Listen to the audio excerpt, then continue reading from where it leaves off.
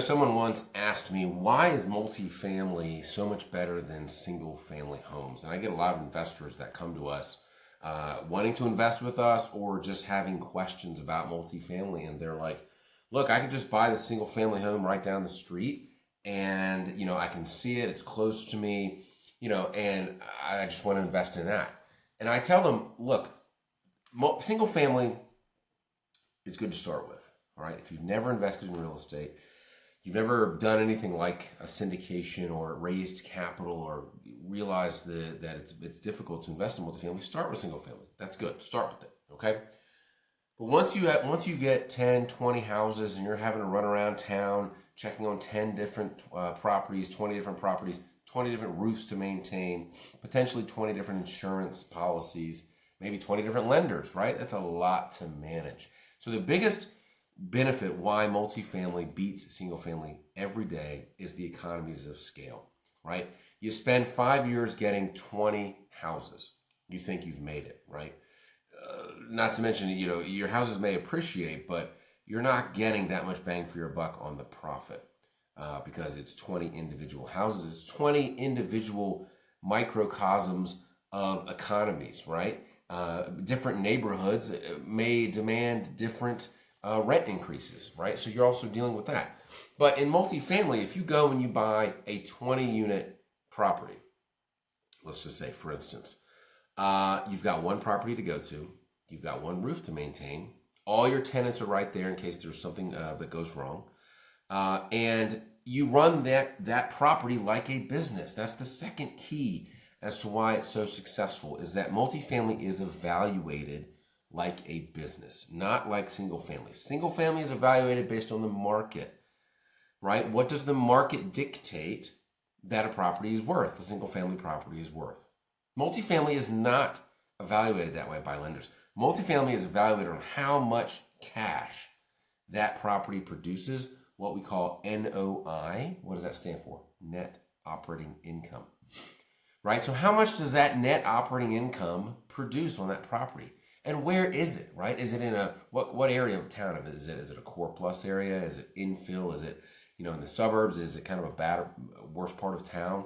And the reason why that matters is because you're going to look at what's called cap rates. Capitalization rates, it's short for capitalization rates. Well, what is a cap rate? A cap rate is essentially an analysis of what that property would yield from a capital perspective, how much money someone would make on it, and if you were to buy it all cash, basically. And why it's important in the market is because what a property is worth is what a willing buyer and a willing seller would pay for. That's one axiom that you need to know as a real estate investor. And so if a certain seller gets to sell properties really high because that's just, they have the NOI to prove it, the cap rate's going to compress. It's going to be potentially, right? Depending on, it's a function of NOI, right? So if your NOI is really high, your cap rate could be really low. Guess what? Your prices are going to be pretty high. So if that's the case, the reason why this is important, again, going back to why multifamily beats single family every day, day in and day out, is because your lenders are going to evaluate this as a business, right? Like in business terms, for those that are familiar with businesses, you look at EBITDA. What is EBITDA? Earnings before taxes, interest, appreciation, and deductions. Something like that. I'm not an accountant. But that is the same concept in multifamily, right? What is the NOI? What is the property producing from an NOI perspective on a daily or yearly basis? What's the prevailing cap rate in the market? What's the price you're going for? That's how you can determine whether it's going to be a good deal or not. So I highly recommend for everyone out there interested in real estate investing to go learn the game from a multifamily perspective. Don't jump into single family. And if you're in single family, that's fine. Get out and get into multifamily. You're going to make more money and you're going to achieve economies of scale way faster than single family, right? It's going to take you years to build a single family portfolio of 100 units, for instance. You could get 100 unit property, right? And not to mention all of the ways you get paid as a multifamily investor. And this is raising capital from other investors, but you can pay yourself through an acquisition fee, a disposition fee, an asset management fee. you get appreciation from the value, you get tax benefits, and potentially a sale fee. So you don't get all of that when you're just buying single family homes. So if you want to achieve financial freedom, you want to achieve what the wealthy are doing, it's getting into single family.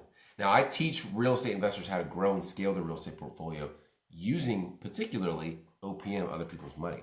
I'm a real estate lawyer by trade. I've got my own law firm here in Atlanta. I've got 25 people that work for me. We represent real estate investors around the country and around the world, really. And I've started a community of like-minded real estate investors called Multifamily Dealmakers. And the goal of the Dealmaker group is to make deals, led by an attorney who knows how to make deals. I've got my own portfolio of over $75 million of assets as well. And so I leverage that experience. I leverage my connections in my network to really ensure that emerging sponsors that I work with close on their first deal, right? And I may guarantee that deal. I may KP that deal, which is called a key principal. It just depends on a lot of different factors. But that is an amazing community. If you're interested in joining that community, just check out the links below. And I'd love to talk to you about it. But again, don't get in the single family game. Get in the multifamily game. If you're interested in learning how to do that, give me a holler. Let's go.